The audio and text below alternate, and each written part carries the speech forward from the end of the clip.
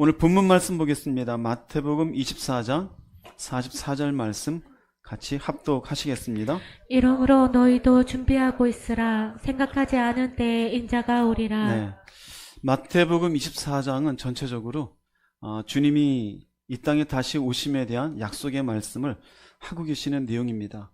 그 약속의 내용 가운데 지금 보시는 44절 이전에 여러분이 잘 아는 두 사람이 함께 밭을 매는데 한 사람은 데려감을 당하고 한 사람은 남게 되어지고, 두 사람이 맷돌을 가는데 한 사람은 데려감을 당하고 한 사람은 남게 된다. 그러면서 하시는 말씀이 준비해라. 생각하지 않은 때 인자가 오리라. 우린 이 말씀을 들으면서 주님의 재림을 생각합니다. 내가 사는 동안 주님이 언제 오실까? 우리에게 당연한 신앙의 한 부분은 언제든지 예수님이 이 땅에 오실 수 있다라고 받아들이는 것, 우리 신앙의 한 부분이죠. 그러나 또 한편으론 내가 사는 동안 주님이 오실 수도 있지만 내가 죽어서 주님 앞에 갈 수도 있겠죠. 어쨌든 이 땅에 주님이 오시든 아니면 내가 주님 앞에 가든 내가 주님 앞에 서는 그날은 피할 수 있을까 없을까요? 피할 수가 없어요. 이건 창조주께서 피조물에게 정한 운명이 되어져요. 나는 그냥 피하고 싶다, 그렇다고 피할 수 있는 게 아니에요.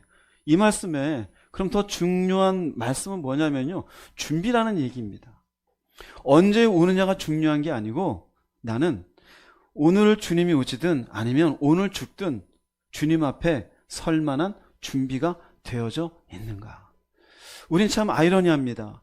예수를 믿으면서 동일하게 고백하는 믿음의 고백 중에 하나는 언젠가 주님 앞에 설 날에 대해서는 누구든지 다 고백을 해요.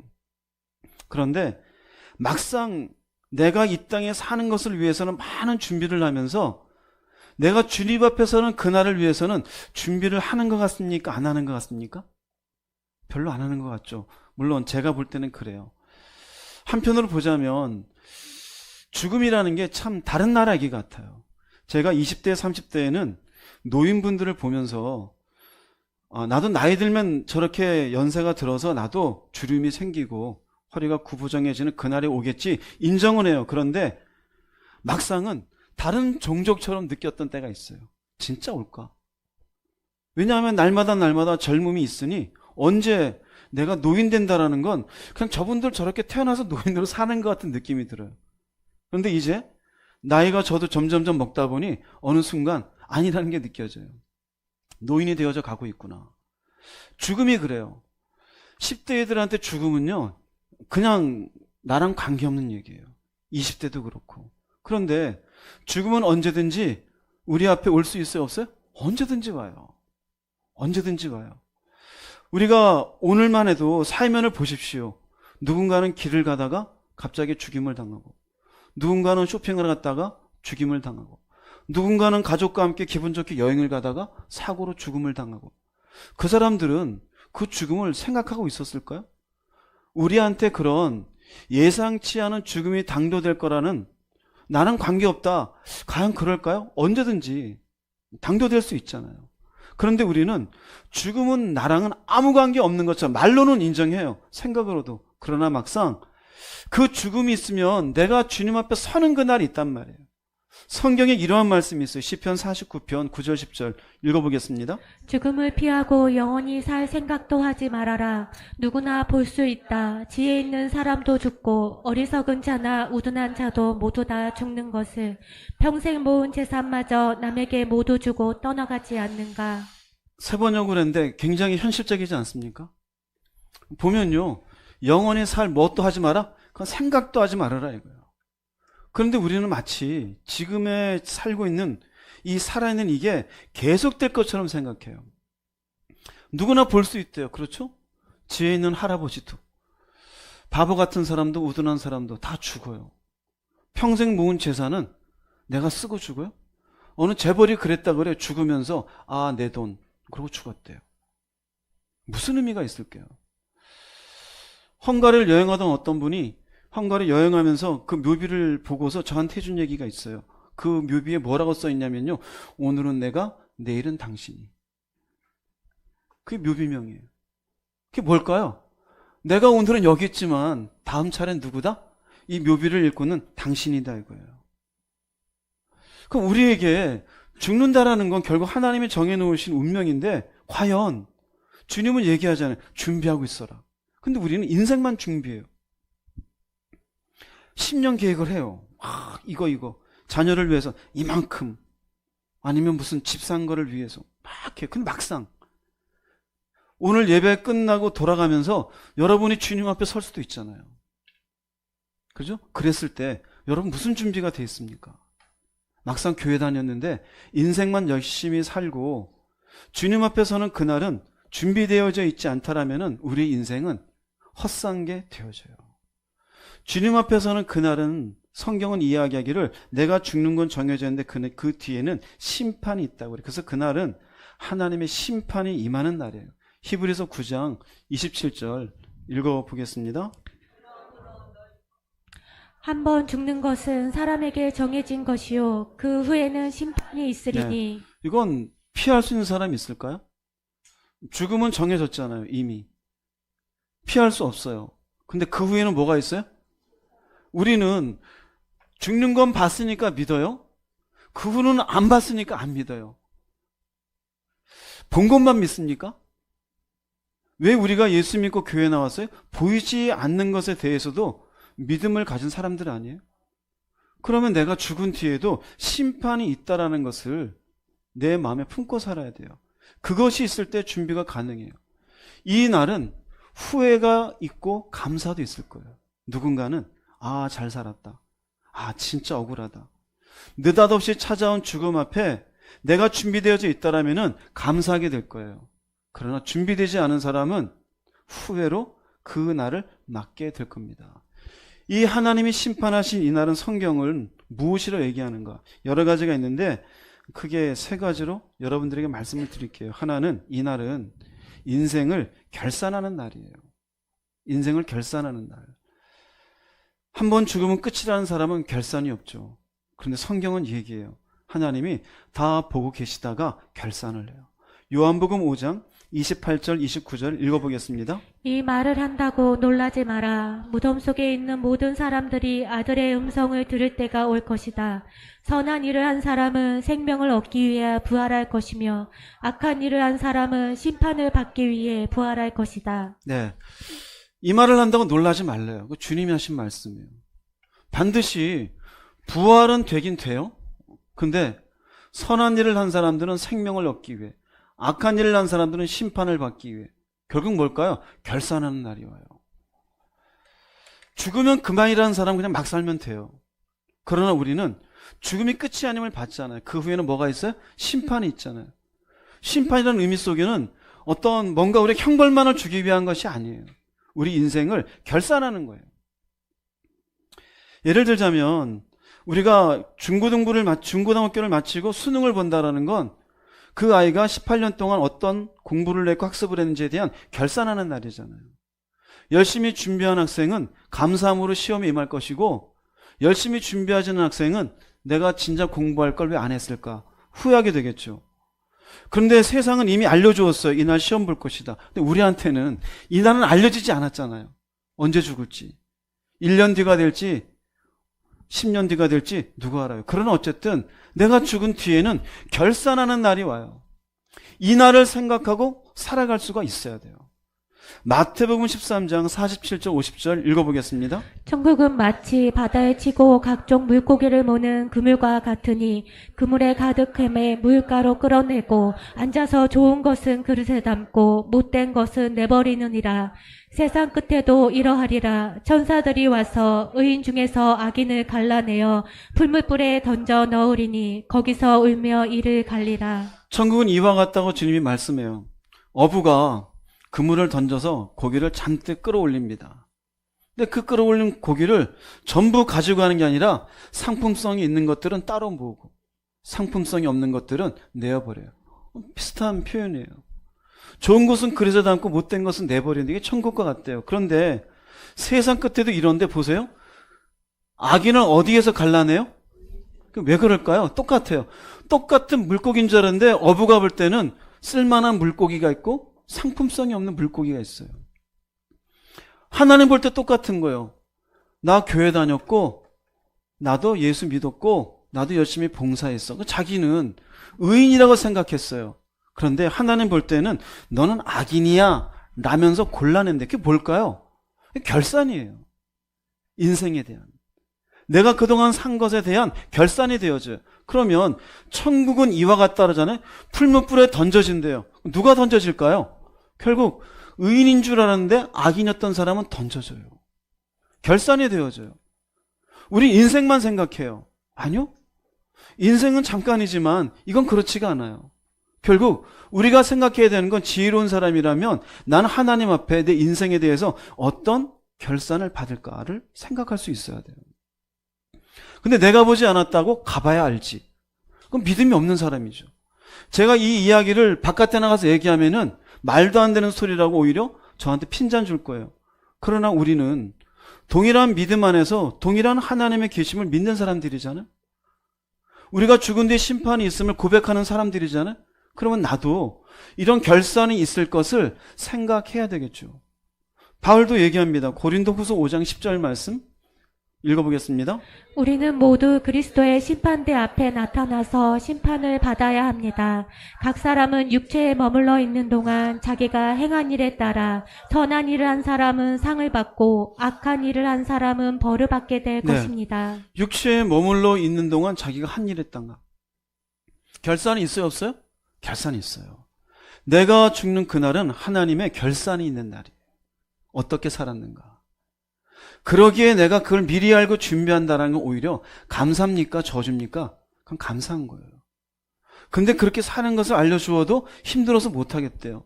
마치 학생에게 야 이번에 시험에 이거 나오는데 이거 준비해.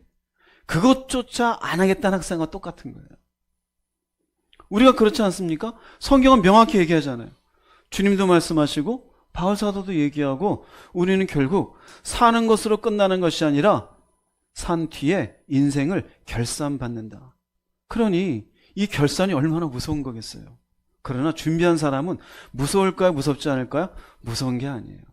선한 일을 한 사람 상을 받으니 감사하게 될 겁니다. 그리고 또한 이 날은 하나님의 의로우심을 나타내는 날이 되어져요. 우리가 이 땅을 사는 동안 때로는 하나님이 의롭지 않으신 것 같아요. 살아계시면 저런 인간들을 왜 내버려둘까? 아니 하나님 앞에 착하게 사는 사람이 잘 돼야 되는데 선하게 사는 사람은 오히려 좀 힘들게 살고 도둑질하고 사기치고 악다구니 쓰고 남의 등을 후리고 이런 사람은 잘 살고 열심히 주를 섬기는 사람은 뭔가 병든 것 같고 그렇지 않은 사람은 건강하게 오래 사는 것 같고 그런 모습이 일면 보면은 하나님은 별로 의로우신 분이 아닌 것 같다 그래요. 그러나 하나님의 의로우심은 지금 우리가 살고 있는 이 세상에 증명되는 것이 아니라 우리가 죽은 뒤에 심판대에서 결산되게 되어져요. 그곳에서 명확하게 그분이 얼마나 의로우신지가 나타나요. 시편 9편 8절 말씀 읽어보겠습니다. 공의로 세계를 심판하시며 정직으로 만민에게 판결을 내리시리로다. 하나님이 심판하시는 우리 인생을 결산하시는 그 자리에 억울할 게 하나도 없어요. 우린 이 땅에서 살다 보면은 조금만 뭔가를 내가 조금 잘못한 것 같은데 그걸로 큰 피해를 보기도 해요. 억울할 때가 있어요. 많이 잘못한 사람인데 돈 주고 비싼 변호사를 사서 그 죄를 싹 없애기도 해요. 세상은 공의롭지가 않아요. 또 세상은 지역마다 달라요. 우리나라에서 내리는 형벌과 아프리카에서 내리는 형벌과 미국에서 내리는 형벌이 각각 달라요. 어느 나라에서는 죄도 아니에요. 어느 나라에서는 죄가 되어져요. 이 땅이 공의롭습니까? 공의롭지 않아요. 그런데 하나님이 심판하신 그 판결은요, 공의로우셔요. 그래서 우리가 그 공의로우심을 우리가 그 심판 때 보면서 뭐를 보게 되느냐?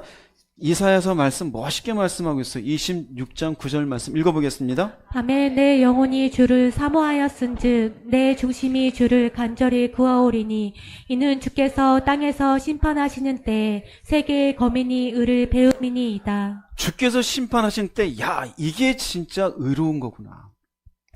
핑계하고 변명하고 따질 게 없어요. 명확해요. 내가 왜 이런 판결을 받아야 됩니까? 할 말이 없어요. 나는 억울합니다. 할 말이 없어요. 그래서 모든 세계의 거민이 하나님이 의로우신 것을 확인하는 자리가 바로 마지막 때가 되어져요. 이 땅은 참 억울하죠. 그렇죠? 그런데 나중가 보십시오. 내가 주를 위해 산 것이 하나님 앞에 의롭게 증명되게 될 것입니다. 시편 96편 12절 13절 말씀 읽어보겠습니다.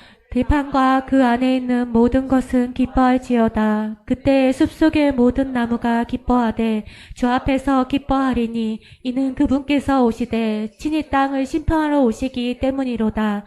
그분께서 의로 세상을 심판하시며 자신의 진리로 만 백성을 심판하시리로다. 로마서 2장 2절도 읽겠습니다. 이런 일을 행하는 자에게 하나님의 심판이 진리대로 되는 줄 우리가 아노라. 네, 심판하시는데 무엇으로 심판하셔요? 진리로. 진리로.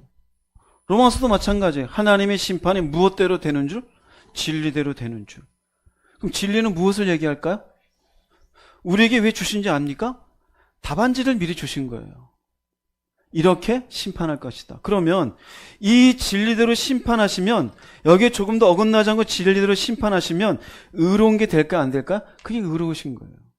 이미 우리한테는 알려주었어요. 하나님이 누구신지, 피조물로서 인간의 위치가 무엇인지, 어떻게 살아야 되는지, 어떻게 섬겨야 되는지. 근데 가만 생각해 보세요. 근데 우리는 알면서도 어떻게 해요? 무시하고 살았죠. 그래서 의로우심이 나타날 때 핑계할 게 없는 거예요. 이미 우리에게는 어떻게 심판하실지가 다 주어져 있어요. 우리가 교통법규를 법규라고 하죠. 교통법규? 왜 법규라고 얘기할까요? 법에 명시되어 있어요. 빨간불엔 가지 말아라. 그런데 우리가 빨간불에 지나가다가 경찰관이 멈추시오. 그러면 멈춰요, 안 멈춰요? 왜 그럴까요? 내가 알고 있잖아요. 똑같습니다. 만약에 우리가 파란불로 지나가는데 멈춰가지고 멈추시오. 왜 날 멈추라 그래요? 그럼 할 말이 있어요, 없어요? 그럼 공의롭지 못한 거죠. 그죠? 나도 알고 있으니까. 그게 법규예요. 당신도 알고 나도 알고. 똑같습니다. 하나님도 알고 누구도 알고 나도 알아요. 그러므로 그분의 판결 앞에 내가 알고 있는 내용이기에 할 말이 없어요. 예, 당신의 판결이 공의로운 줄로 보게 되어집니다. 그래서 의로우심을 배우는 자리가 되어져요. 이 땅에 사는 동안은 억울한 면이 있어요. 오히려 하나님을 잘 섬기는 사람이 때로는 안 되는 것처럼 보이기도 해요. 그러나 마지막 날 우리가 죽음 뒤에 있는 심판대 위, 그곳에서 하나님이 얼마나 의로우신지 나타나는 자리가 되어집니다. 이게 두 번째예요. 심판에 대해 이야기하는. 세 번째는 이 심판의 날은요, 다시는 돌이킬 수 없는 날이 되어져요. 다시는 돌이킬 수가 없어요. 기회가 없다는 얘기예요. 마태복음 25장 45절 46절 읽어보겠습니다. 그때 왕은 그들에게 내가 분명히 말하지만 너희가 이 보잘것없는 사람 하나에게 하지 않는 일이 곧 내게 하지 않는 일이다 하고 말할 것이다. 그렇게 해서 이 사람들은 영원한 형벌을 받는 곳에, 의로운 사람은 영원한 생명을 누리는 곳에 들어갈 것이다. 네, 마태복음 25장에는 천국은 이와 같다는 세 가지 비유가 나와요. 달란트, 또 열처녀, 그리고 이 31절 이후에는요, 왕이 인자가 이 땅에 왔을 때 양과 염소를 나누듯이 사람들을 나눈다고 그래요. 양의 편에 있는 사람들은 여기 있는 것처럼 영원한 생명이 있는 곳으로, 염소 편에 있는 사람은 영원한 형벌이 있는 곳으로. 결국 형벌이 내려지게 되어지면 이 사람들은 결국 하나님 앞에 진리대로 살지 않은 것으로 인해서 형벌은 어떤 형벌이에요? 영원이에요. 돌이킬 수 있어요, 없어요? 돌이킬 수 없어요. 다시 자기가 무엇을 해보려고 양처럼 살고 싶습니다 라고 해도 할 수가 없게 되어져요. 이 의미는 뭐냐면요, 내가 살고 있는 삶의 시간이 준비할 수 있는 시간인 거예요. 하루하루 우리가 살고 있다는 건 준비할 수 있는 시간을 얻고 있는 하나님이 주시는 기회의 시간이에요. 지혜롭게 받으시기를 주 이름으로 축복합니다. 그런데 우리는 준비할 시간으로 여기지 않고 인생 사는 시간으로 여기죠. 재밌게 내 죄의 욕망을, 아니면 원하는 목표를 위해서, 자기의 영혼을 준비하기 위해서는 아무것도 없어요. 겨우 한다면 주일날 겨우 예배 드리는 것. 그걸로 될까요? 그렇지 않아요. 일주일 딱 하루만이 우리 사는 시간일까요? 나머지 6일은 어떻게 하실 거예요? 어떻게 살고 있습니까? 이 날은 돌이킬 수 없는 날인데. 차라리 학교에서 1년의 시험을 망쳤다 할지라도 그 다음에 잘 볼 수도 있어요. 수능을 망치면 그 다음에 재수하고 또 망치면 삼수도 할 수 있어요. 그런데 여기는 재수가 없어요. 삼수도 없어요. 돌이킬 수 없는 날이 되어져요. 누가복음 16장 27절 29절 읽어보겠습니다. 나사로를 내 아버지의 집에 보내소서. 내 형제 5이 있으니 그들에게 증언하게 하여 그들로 이 고통받는 곳에 오지 않게 하소서. 아브라함이 이르되 그들에게 모세와 선지자들이 있으니 그들에게 들을지니라. 부자와 나사로 이야기입니다. 부자는 결국 음부에 가고 나사로는 아브라함의 품, 천국에 있게 되어져요. 음부에 있던 부자가 자기가 죽은 뒤에 이런 처지에 있을지를 꿈에도 생각 못했어요. 물 한 방울 얻어먹으려고 해도 물 한 방울 입에 적실 수가 없어요. 너무나 처참한 자신의 처지로 인해서 아브라함에게 부탁하는 모습이에요. 그럼 얘기합니다. 아버지와 구하노니 나사로를 내 아버지 집에 보내소서. 가서 아직 여기가 어떤 곳인지 모르는 형제들한테 이야기해줘서 이 고통받는 곳에 오지 않게 하소서. 보내줍니까? 안 보내줍니까? 안 보내줘요. 끝이라는 거예요. 안 보내줘요. 아브라함이 이르되 그들에게 모세와 선지자들이 있으니 즉 그들에게 말씀 전하는 사람이 있으니 그들에게 들을지어다. 지금 현대식으로 얘기하면은 그들도 지금 교회 다니면서 듣고 있는 목사님의 말씀이 있으니 그를 통해서 그들이 여기에 인생을 어떻게 사냐에 따라 결산받는 것이지 보낼 수 없다라는 거예요. 나사로도 못 내려가고 부자도 못 내려가요. 여러분의 미리 돌아가신 어머니나 아버지는 이미 알 겁니다. 그곳이 어떤 곳인지. 여러분의 인생의 결산을 생각해 볼 수 있기 바랍니다. 그곳은 결단코 다시 내가 한번 열심히 살아봐야지 할 수 있는 곳이 아니에요. 가는 순간 끝이 나는 순간이에요. 그래서 그곳에서 준비 못한 사람들의 모습에 나타나는 게 있는데요. 마태복음 22장 13절 말씀 읽어보겠습니다. 임금이 사환들에게 말하되 그 손발을 묶어 바깥 어두운 데에 내던지라. 거기서 슬피 울며 이를 갈게 되리라 하니라. 왕이 아들의 혼인잔치를 준비했는데 그것에 참여했지만 예복을 입지 않은 사람에게 하는 말이에요. 바깥 어두운 데는 어디일까요? 지옥이에요. 여러분 지옥이 있을까요? 없을까요? 네. 우리가 교회 바깥에 얘기하면 뭐 있든지 없든지 그 사람들 마음대로 말하겠지만 우리는 아니잖아요. 지옥도 있고 천국도 있는 줄 믿습니다. 그런데 여기 보세요. 왜 슬피 울까요? 이를 갈고 억울한 거예요. 자기가 이렇게 바깥 어두운데 던져질 줄 몰랐다 이거예요. 왜 몰랐을까요? 예복이 준비되지 않았어요.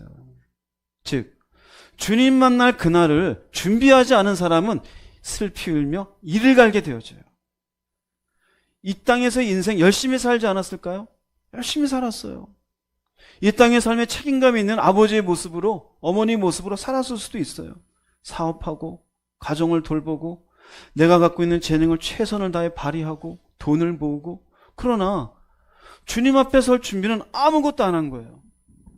그 결과가 결국 바깥 어두운 데니 결국 내가 이럴 줄 몰랐다며 슬피 울며 이를 가요.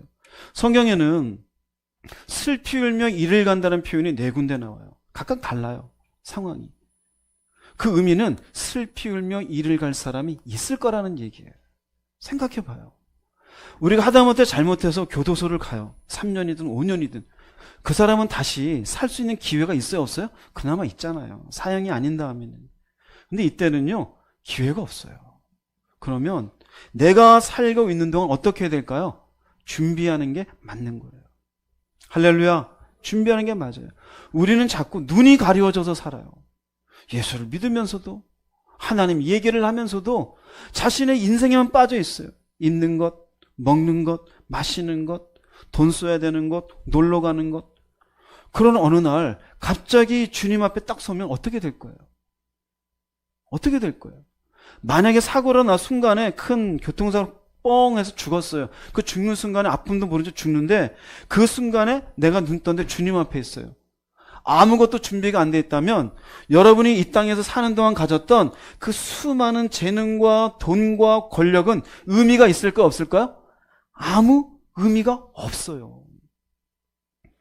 내가 바쁘고 내가 소중하고 내가 중요하게 여겼던 하루하루 바쁘게 살았어요. 내가 딱 죽는 순간 그 모든 중요한 일들은 정말 중요할까요? 하나도 중요하지 않아요. 하나도 중요하지 않아요. 막상 이 순간에 가서 내가 일 처리하지 못한 그 일 때문에 가서 1시간만 일하고 오세요. 그럴 사람 있을까요? 그럴 사람 있을까요? 없어요. 내가 집에 가서 대출비 얼마만 내가 만들어 놓고 올게요. 제발. 그럴 사람 있을까요? 아니, 정신이 없어요. 그 순간. 아무 정신 없어요. 정말로 우리는 무슨 말이냐면 중요한 걸 놓치고 살아요. 그래서 주님이 얘기한 거예요. 준비하고 있으라. 나를 만날 그날을. 준비하고 있으라. 심지어 다른 말에는 깨어 있으라. 그런데 그걸 놓고도 우리는 보이지 않는 영역인이 나랑 관계없다고 생각해요. 마치 노인은 노인의 나라에 따로 사는 것 같고 젊은 사람은 젊은이 나라에 따라 살고 있는 것처럼 제가 젊을 때 그랬어요. 나한텐 저런 날이 안 오겠지. 죽음이 마찬가지예요. 누구는 피해서 옵니까? 장수를 얘기해요. 그럼 그 사람이 120년을 살았다고 칩시다. 120년 뒤에는 죽음이 안 와요? 결국 우리 모두는 순서는 다르지만 주님 앞에 서게 돼 있어요. 인생의 결산을 받으며 하나님 앞에 그분이 어떤 분인지를 눈으로 보게 되고 다시는 돌아갈 수 없는 후회의 시간을 보낼 수도 있고 감사의 시간을 보낼 수도 있습니다. 바라건대 여러분들은 이런 슬피 울며 이를 가는 알면서도 그렇게 살지 못한 억울한 인생의 결산을 주님 앞에 만들지 않기를 지혜로운 백성이 되기를 주의 이름으로 정말 축복합니다. 자, 그러면 여기서 딱 끝나면 찜찜하잖아요. 화장실 갔다가 정말 어떻게 하라는 얘기지, 그죠? 여러분들에게 그럼 어떻게 준비해야 될까를 알려드려야 되지 않을까요? 그죠? 알려드릴게요. 할렐루야. 네, 잘 들으세요. 하나님도 아셔요. 이 인생들은 결국 하나님 만드신 피조물이니 피조물의 운명을 하나님이 너무나 잘 알고 있어요. 결국은 죄 가운데 살다가 죄 가운데 심판받을 운명이라는 것. 그리고 본인들은 모르지만 영원한 형벌 가운데 신음할 수밖에 없는 운명이라는 것을 하나님은 알고 계시요. 그래서 이 땅에 우리에게 보내주신 분이 예수 그리스도셔요. 내가 그날을 준비한다, 죽음을 준비한다. 첫 번째는 예수 그리스도예요. 히브리서 9장 27절, 28절 읽어보겠습니다. 사람들은 모두 한 번은 죽습니다. 죽은 후에는 심판이 우리를 기다립니다. 그렇기 때문에 그리스도께서는 자신의 몸을 한 번에 들여 많은 사람의 죄를 없애주신 것입니다. 네. 사람에게 죽는 건 정해졌죠? 그 후엔 심판이 있죠. 그 뒤에 있는 말씀이 뭐냐면요. 그렇기 때문에. 그 후에 심판이 있기 때문에 누가 오셨어요? 예수께서 몸을 드리고 죄를 없애주셨대요. 그래서 천하 인간에 예수 이외에 구원 얻을 만한 다른 이름은 있다 없다? 없는 거예요. 하나님이 오직 유일한 독생자 되신 예수만을 이 땅에 보내셔서 단번에 그 몸을 피에 흘리시고 우리의 죄를 사해 주신 것이에요.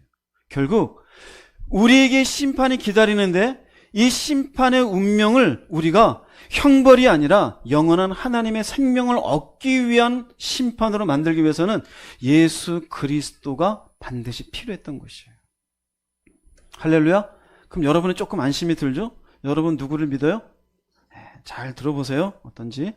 로마서 5장 16절 말씀 읽어보겠습니다. 거저 주시는 이 선물은 한 사람의 범죄로 인해 생긴 결과와 같지 않습니다. 한 사람이 지은 죄로 모든 사람이 죄인이라는 심판을 받게 되었으나 하나님이 거저 주시는 은혜의 선물로 많은 죄인들이 의롭다 하는 인정을 받게 되었기 때문입니다. 네.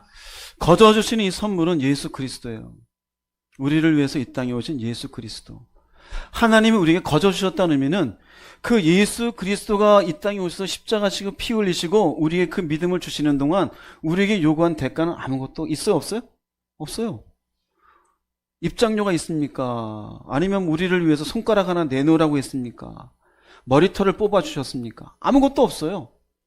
그저 대가 없이 지불해 주셨어요. 이 한 사람은 아담이에요. 아담의 지은 죄로 우리는 심판이 있게 되어져요. 그런데 예수 그리스도라는 은혜의 선물로 말미암아 우리가 의롭다는 인정을 받아요. 그 전제는 이분이 나를 위해서 죄를 위해 죽으셨음을 내가 선물로 믿음으로 받아들이는 거예요. 예, 당신이 내 죄를 위해서 이 땅에 오셨고 십자가 위에서 죽으신 줄로 뭐합니다? 믿습니다. 할렐루야. 이 믿음이 있으신 분 아멘 해보세요. 예, 아멘 못하신 분 딱 2명 계시네요. 다시 한번 묻겠습니다. 이 믿음이 계신 분 아멘 해보세요. 네, 살고는 싶으시죠? 네. 예수 그리스도예요. 반드시 이에 대한 믿음이 필요해요. 자, 여기 조금 더 가볼게요. 요한일서 4장 16절, 17절 읽어보겠습니다. 우리는 하나님이 우리를 사랑하시는 그 사랑을 알고 믿고 있습니다. 참으로 하나님은 사랑이십니다. 그 사랑 안에 사는 사람은 하나님 안에서 살고 하나님도 그 사람 안에 계십니다. 이것으로 사랑이 우리 가운데서 완성되어 우리가 떳떳하게 심판날을 맞이할 수 있게 될 것입니다. 자, 믿음이라고 얘기하는데요. 우리가 믿는다 그럴 때 그 속에는 뭐가 포함되냐면요. 바로 사랑이에요. 왜 대가 없이 자신의 몸을 우리 죄를 위해서 드렸을까? 나를 뭐하사? 사랑하사. 하나님이 우리를 사랑하신 그 사랑을 알고 믿는 거예요. 자, 조금 더 들어갔습니다. 그럼 여러분들이 예수님이 내 죄를 위해서 죽으신 걸 나는 믿습니다 할 때 그 믿음 속에는 무엇이 포함돼요? 사랑이 포함돼요. 여기서 가짜와 진짜가 딱 나뉘어요. 진짜 믿는 사람은요, 그 마음에 예, 당신이 나를 사랑하사 나를 위해 독생자를 보내신 줄로 믿습니다. 요한복음 3장 16절 여러분 잘 외우고 있잖아요. 하나님이 세상을 어떻게 하사? 이처럼 사랑하사. 누구를 주셨으니? 독생자를 주셨대요.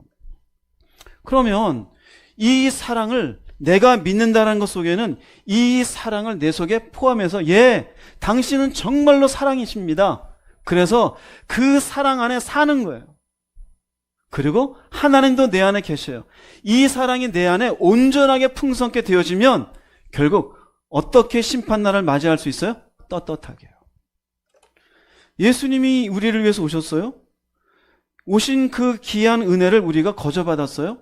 거저받은 그 은혜의 선물을 열어보았더니 이건 그냥 나를 향한 사랑이었어요.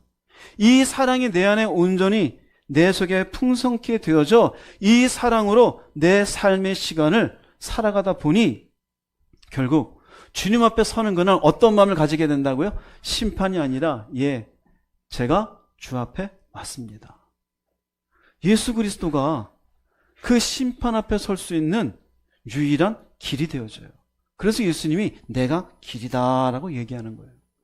돈이 길이 아니에요. 자식이 길이 아니고요. 성공이 길이 아니에요. 자존심이 길이 아니고 누구보다 뛰어난 존재로 인정받는 게 길이 아니에요. 예수님이 우리의 길인 줄 믿습니다. 그러면 예수가 나를 위해서 오셨고 은혜의 선물을 값없이 우리에게 제공하셨고 그 사랑을 받았어요. 그러면 그때 우리에게 오는 게 뭔지 아세요? 사도행전 17장 30, 31절 읽어보겠습니다. 하나님께서 이같이 무지하던 때를 능감아 주셨으나 이제는 모든 곳에서 모든 사람에게 회개하라고 명령하시나니 이는 그분께서 한 날을 정하사 그 날에 자신이 정하신 그 사람을 통하여 세상을 의로 심판하실 터이기 때문이라. 네, 무지하던 때는 예수님이 누구인지 모르던 때예요. 그러나 이제는 예수님이 십자가 지시고 부활하신 지금은 모든 곳에 모든 사람에게 회개하래요. 회개가 뭘까요? 자기가 어떤 죄인인지를 아는 거예요. 예, 제가 이러이러한 도둑질을 했습니다. 제가 이렇게 교만한 인생입니다. 제가 이렇게 내 이익을 위해서 남을 힘들게 하던 사람이었습니다. 회개. 결국 예수를 발견하면서 왜 나를 위해서 죽었을까? 내 죄를. 그럼 내가 이 죄를 어떻게 해야 되겠다? 회개해요. 그러면 예수 그리스도를 통해서 진정으로 심판대 앞에 기쁨으로 담대함으로 설 수 있는 사람은 회개한 사람이에요. 처음에 우리가 예수님이 내 죄를 위해서 죽으신 줄 믿습니까? 할 때 아멘 했죠. 가볍잖아요. 그죠? 다 아멘 해요. 조금 더 나가서. 그럼 그 사랑을 믿으십니까? 조금 더 줄죠? 세 번째 뭐냐면 그럼 회개하라요. 회개의 의미는 뭘까요? 다시는 그와 같은 인생을 살아라 살지 말아라? 살지 말아라요. 자, 여기서 우리 중요합니다. 우리가 구원 이야기하면은 예수만 믿는다고 생각해요. 그런데 그 앞에 왜 이 뒤에 말씀이 있냐면요, 살라라는 얘기예요. 무슨 말인지 이해가 되세요? 예수를 내 죄를 위해서 죽었다라고만 인정하는 것으로 구원이 마무리되는 게 아니에요. 그래? 그럼 회개. 다시는 그와 같은 죄를 저지르지 말어. 이게 뭘까요? 저지르지 말라가 그와 같은 인생을 살아라 살지 말아라? 살지 말아라요. 그래서 여기에 회개라고 명령하신 이유는, 이는 그분께서 한 날을 정하사 그날에 자신이 정하신 그 사람을 통하여, 정하신 사람은 누구일까요? 예수님이셔요. 세상을 의로 심판하실 터이기 때문이라. 그러면 이 심판대 앞에서 지나갈 사람은 회개한 사람이에요. 회개한 사람은 다시는 그와 같은 죄를 저지르지 않고 어떻게 한 사람? 살아간 사람이에요. 자, 그러면 우리에게 중요합니다. 하나님 앞에 서는 그날을 준비한 사람은 예수 그리스도를 믿는 추상적인 개념만이 아니에요. 그 다음은 그 믿음을 가지고 어떻게 하는 걸까요? 사는 거예요. 굉장히 중요합니다. 그러므로 세 번째 우리에게 오는 것은요, 믿음으로 사는 것이 그날을 준비하는 것이에요. 할렐루야.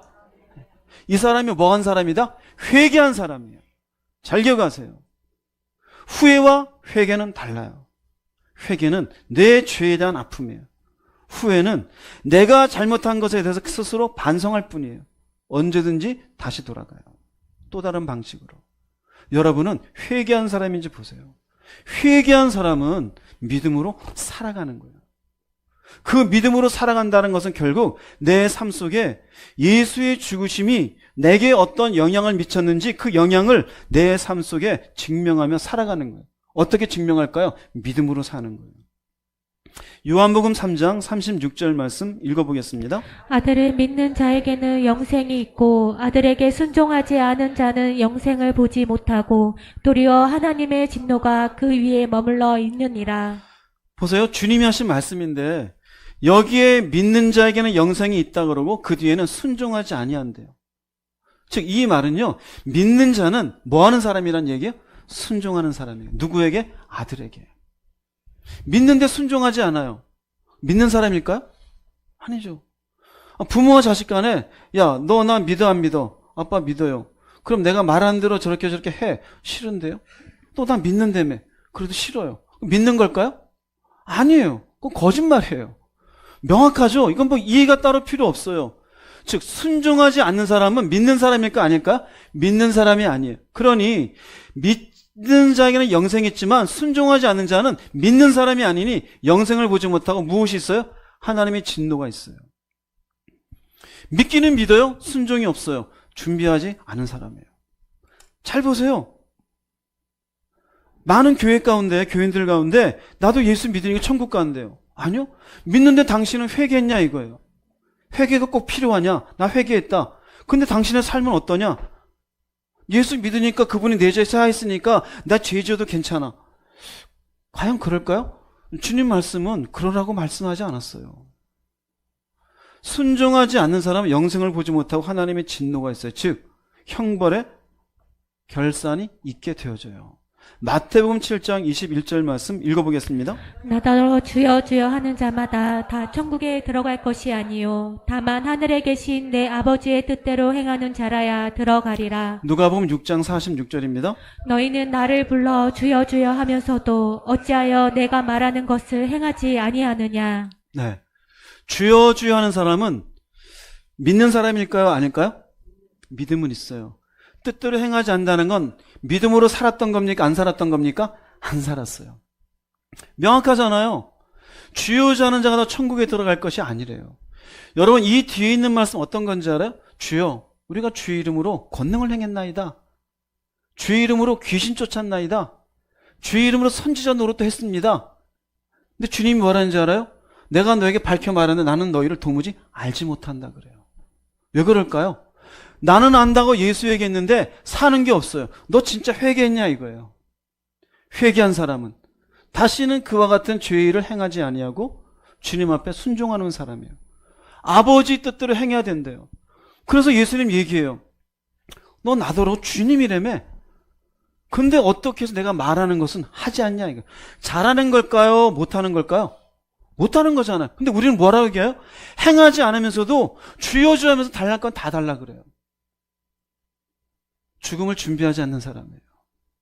마치 학교에서 이번 주 시험 범위는 여기도 안 돼, 딴 데 가서 좀 이상한 거 보고 있는 거예요. 그리고 스스로 합리화시켜요. 나도 책 봤으니까 점수 줘야죠. 말도 안 되죠. 예전에 저희 때 대학 때 그랬어요. 그때 한참 데모가 많아서 이렇게 쓰는 난에 그러는데 이거 문제랑 관계없었어요. 교수님 죄송합니다. 그때 점수 좀 주더라고요.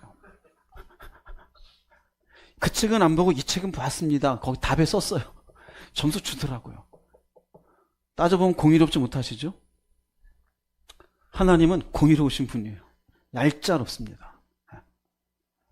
저 다르게 살았는데요? 아니에요. 어찌하여 내가 말하는 것은 행하지 아니하냐. 그 말한 것은 어디에 있을까요? 여기 있잖아요. 진리들을 심판한다 그랬잖아요. 그럼 어떻게 다 지켜요? 그죠? 이걸 딱 요약한 게 있죠? 마태복음 22장 37절 40절 읽어보겠습니다. 예수께서 그에게 대답하셨습니다. 내 모든 마음과 모든 목숨과 모든 정성을 다해서 내 하나님을 사랑하여라. 이것이 가장 중요하고 우선되는 계명이다. 두 번째 계명은 내 이웃을 내 자신처럼 사랑하여라인데 이것도 첫째 계명과 똑같이 중요하다. 모든 율법과 예언자들의 말씀이 이 두 계명에서 나온 것이다. 네, 진리대로 심판하신다 그랬잖아요. 그죠? 진리를 근거로. 이 진리대로 우리가 또 살 수 있는 이유는 예수의 사랑을 우리의 마음에 품고 있잖아요. 그리고 회개했고 다시는 그런 죄 가운데 살지 않고 이제는 바르게 살겠습니다. 바르게 살 때 무엇을 기준으로 삼는 거예요? 말씀이에요. 이 말씀을 모두 요약한 게 결국 두 가지가 되어지잖아요. 누구를 사랑해라? 하나님을 사랑해라. 그 다음 누구를 사랑해라? 이웃을 사랑하여라.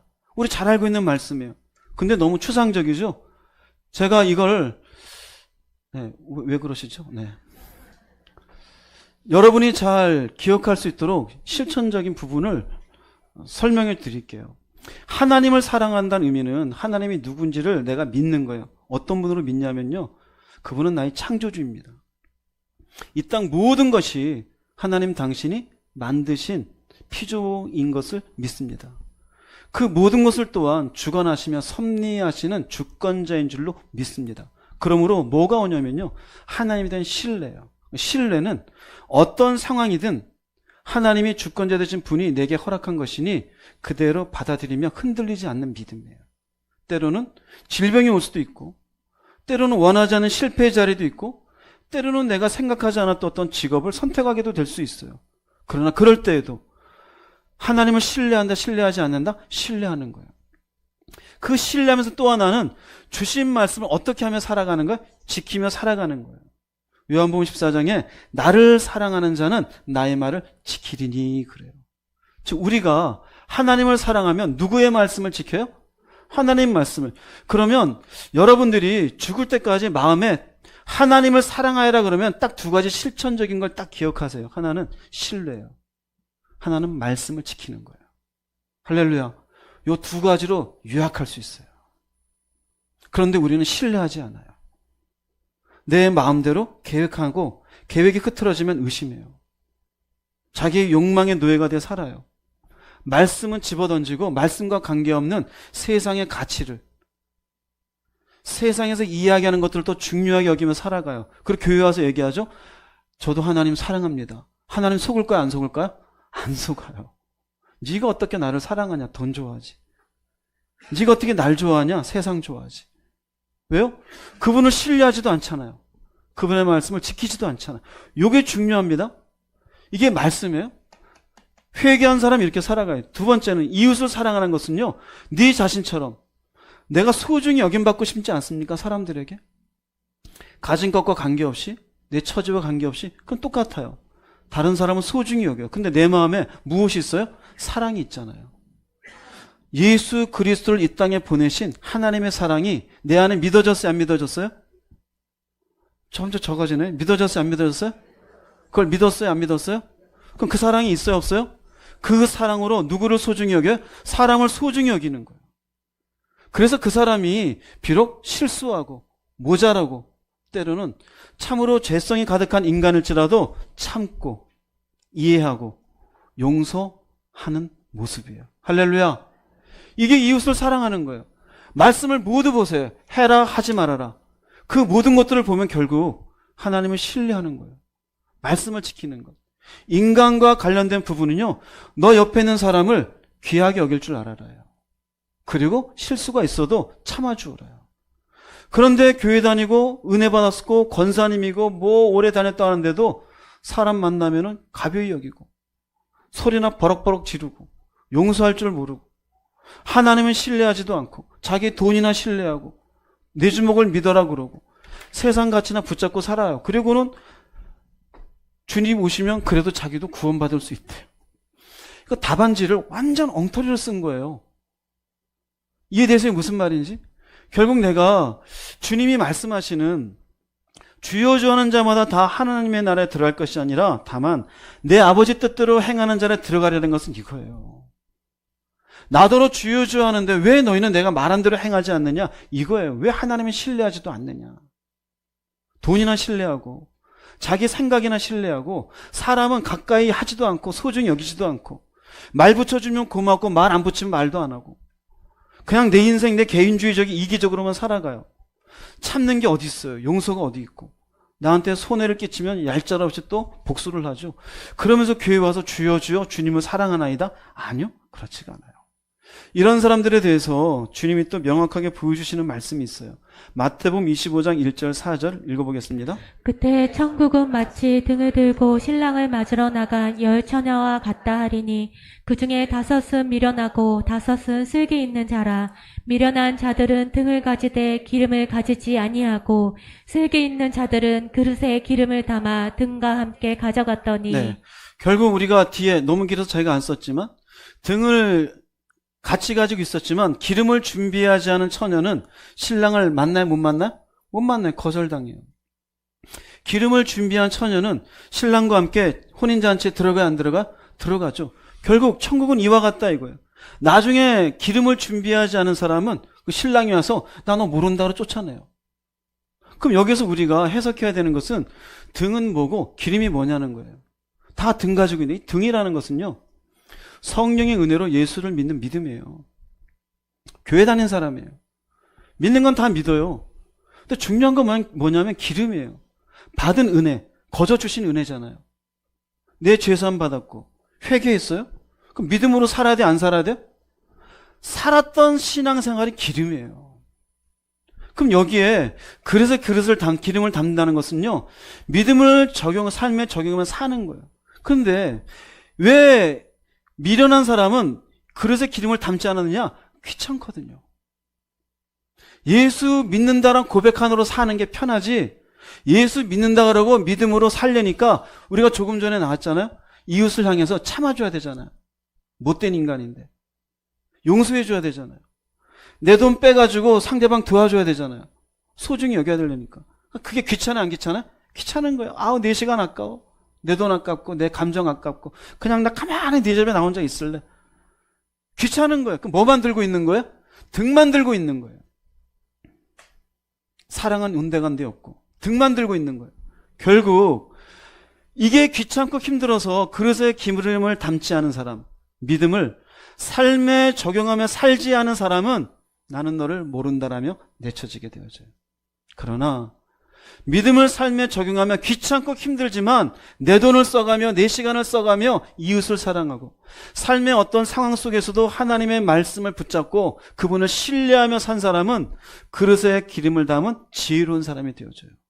마침내 주님이 이 땅에 왔을 때 준비한 사람의 모습으로 주님 앞에 설 수 있죠.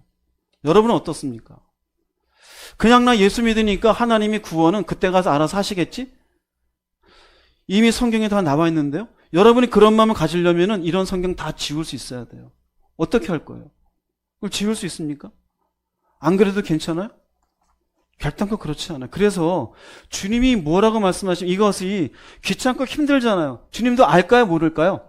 알아요. 그래서 주시는 말씀이 있어요. 누가복음 13장 24절 읽어보겠습니다. 좁은 문으로 들어가려고 힘쓰라. 내가 너희에게 말하노니 많은 사람이 들어가려고 하겠지만 들어가지 못하리라. 힘쓰래요.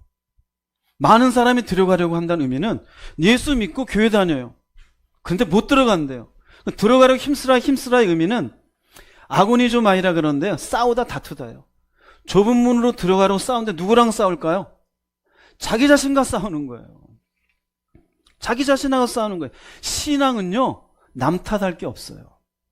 나하고 싸우는 거예요. 나의 어떤 것하고 싸우는 걸까요? 믿음으로 살기 싫어하는 자신과 싸우는 거예요. 그냥 편하게 나 예수 믿어 그러고 귀찮아요. 내 마음대로 하고 싶어요. 기도는 뭐 맨날에 어제도 했는데 오늘 쉬워. 말씀 나도 알아. 뭐 창세기가 어떻고 계시록이 어떻고 뭐 오병이 어떻고 나도 알아. 그래 용서해 주라는 건 나도 알아. 그 말이 그 말이지 뭐 다. 기도의 시간을 내며 말씀을 묵상하며 하나님 앞에 내 감정을, 내 어떤 의도를 다 내려놓는 것 귀찮아요. 내 죄성대로 하고 싶어요. 그런데 이런 자신과 싸우는 게 이게 신앙생활이에요. 자기 자신과 싸우지 않고 나 지금 신앙생활이 편하다. 여러분은 준비하는 사람이 아니에요. 신앙생활이 내가 오늘 죽어도 내일 죽어도 주님 앞에 설 수 있도록 준비해 사는 사람은요, 자신이 불편해야 돼요. 불편해요. 시간을 써요. 그런데 세상 편하고 희희낙낙 즐겁고 교회 주일날 나오는데 오늘도 여러분은 준비한 사람이 아니에요. 준비한 사람이 아니에요. 잘 보세요. 우리의 죄성은 언제든지 믿음으로 살기 싫어요. 내 욕망을 채우며 살고 싶지. 내 시간 내 마음대로 쓰고 싶고 내 계획대로 살고 싶어요. 인간의 죄성은 이기적이에요. 교만이에요. 자기 욕망을 붙잡고 살고 싶어요. 그러나 그렇게 살면 그날을 준비한 사람이 못 돼요. 여러분 자신에게 물어보세요. 나는 나를 불편하게 하는 사람인가? 내 자신과 싸우고 있는 사람인가? 기도하기 좋은 사람이 세상 어디 있어요? 그 시간 빼기 힘들어요. 내가 힘들게 번 돈 남을 위해서 저 사람 소중히 여기며 밥 먹어라 해줘서 이게 쉬운 사람이 어디 있어요? 어려워요. 나한테 피해 끼치는 사람 용서해주고 입을 닫는 거 그게 쉬운 사람이 어디 있어요? 그거 어려워요. 성경에 있는 대로 누가 왼밤 치면 오른밤 내줘라, 그건 진짜 이상한 사람이지 우리 보통 사람에게 그게 가능한 이야기겠습니까? 근데 뭐라 그래요? 이게 싸우래요. 이게 뭐예요? 좁은 문으로 들어가려 힘쓰는 모습이에요. 바꿔서 말하면 그런 자기 자신과 싸우지 않은 사람은 들어간다 못 들어간다? 못 들어가요. 즉 하나님을 사랑하며 이웃을 사랑하는 것은 자기 자신과 싸움의 과정이 지나야 그와 같은 말씀이 적용되는 삶을 살 수 있는 거예요. 원래 기본적으로 성품이 좋기 때문에 하나님을 사랑하며 이웃을 사랑하며 사는 사람은 한 사람도 없습니다. 로마서 2장 7절 8절 말씀 읽어보겠습니다. 참고 꾸준히 선한 일을 하며 영광과 존귀와 썩지 않을 것을 구하는 사람에게는 하나님께서 영원한 생명으로 갚아주시고, 이기적이며 진리에 순종하지 않고 불의를 따르는 사람에게는 분노와 형벌로 갚으실 것입니다. 보세요. 좁은 문으로 들어가기 힘쓰라는 것 좀 보세요. 참아야 돼요. 먼저예요. 참아야 돼요. 졸릴 때 자고 싶은 거 참으세요. 할렐루야. 내 입에서 뭔가 안 좋은 말 나올 때 참으세요. 그렇게 꾸준히 선한 일을 하는 게 뭐예요? 하나님을 사랑하며 이웃을 사랑하는, 하나님을 신뢰하며 말씀을 지키고 사람을 소중히 여기는 사람이에요. 그러면 하나님께서 영원한 생명으로 갚아준대요. 결산하시는 거죠. 결산은 반드시 있어요. 그런데 보세요. 이기적이에요. 왜 그럴까요? 왜 이기적일까요? 손해보고 싶지 않아서요. 기독교인 중에 가장 자기 스스로 속이는 기독교인이 누군지 아세요? 실리적인 사람이에요. 기브 앤 테이크. 너 일 줬어? 나도 일 줄게. 너 10분 썼어? 나도 10분 쓸게. 이기적이에요. 그 사람은 스스로 속이는 사람이에요. 사랑은요, 너 일 줬어? 아니 내가 100을 줄게요. 너가 마이너스 1을 했어? 괜찮아. 내가 1을 더 해줄게. 이게 사랑의 사람이에요. 이 사람은 진리에 순종하지도 않아요. 불의를 따라요. 그러니 뭐가 있어요? 결국 심판이 있어요. 여러분 어느 쪽에 가고 싶습니까? 죽음은 언제든지 오게 되어져 있어요. 예수님을 믿는다고 여러분 고백했잖아요. 근데 어떻게 준비하고 있는 겁니까? 도대체 여러분의 믿음은 어느 수준에 서 있는 겁니까? 이 땅이 다일까요? 생각해 보세요. 여러분에게 세 가지 질문을 보여드릴게요. 한번 생각해 보세요. 한번 같이 읽어보겠습니다. 내세에 대한 확고한 믿음과 소망이 있습니까? 있습니까? 정말로? 두 번째 한번 읽어보겠습니다. 평생 짝퉁 그리스도인으로 영적 불구자이면서도 아닌 것처럼 스스로 속이며 살아가고 있지 않습니까? 가짜인데 나는 가짜가 아니라 하는 거죠. 나 교회 열심히 다녔다. 정말 정직하게 물어보세요. 형식만 취하지 않았는지. 믿는다라는 믿음의 고백만 있지 사랑은 없지 않아요? 회개인 것 같기도 한데 회개의 인생은 못 살죠. 그럼 그게 진짜일까요? 하나님 사랑하는 거 이웃 사랑하는 거 아는데 난 못하겠대요. 자기 자신과 싸우지도 않아요. 그럼 자신은 뭐 하는 거예요? 스스로 속이는 거 아니에요? 세 번째 읽어보겠습니다. 노후는 준비하지만 사후는 준비하고 있습니까? 노후는 준비 잘해요. 보험도 들고 연금도 생각하고 나중에 집을 가지고 뭐 모기지로 뭐를 하고. 사후는 준비하고 있습니까? 사실 죽음은 우리에게 예고돼 있어요? 안 돼 있어요? 예고된 게 아니에요. 언제든지 와요. 갑자기 오늘 저녁에 여러분의 집에 무슨 일이 생길지 모르잖아요. 모르죠. 김정은이 갑자기 뚜껑 열려서 휙 미사일 던졌는데 우리 집에 떨어질지. 그거 모르잖아요. 갑자기 지진이 나는데 우리 집만 딱 갈라질지 누가 알아요? 아무도 몰라요. 내가 지금의 이 인생의 시간을 언제까지 살 거라고 장담하세요? 그럼 언제까지 산 뒤에는 어쩔 거예요? 100살을 살았다 칩시다. 어쩔 거예요? 여러분 어떻습니까? 여러분은 그날을 준비하고 있는 겁니까? 막연하게 종교적인 교회 다녀서 나도 그래 교회 다니고 예수 믿으니까 어느 정도 구원의 길은 가는 거겠지라면서 양심을 덜기 위해서 교회 나오고 있는 겁니까? 그러다 인생 끝나면 어떡할 거예요? 그럼 바보가 되는 거예요.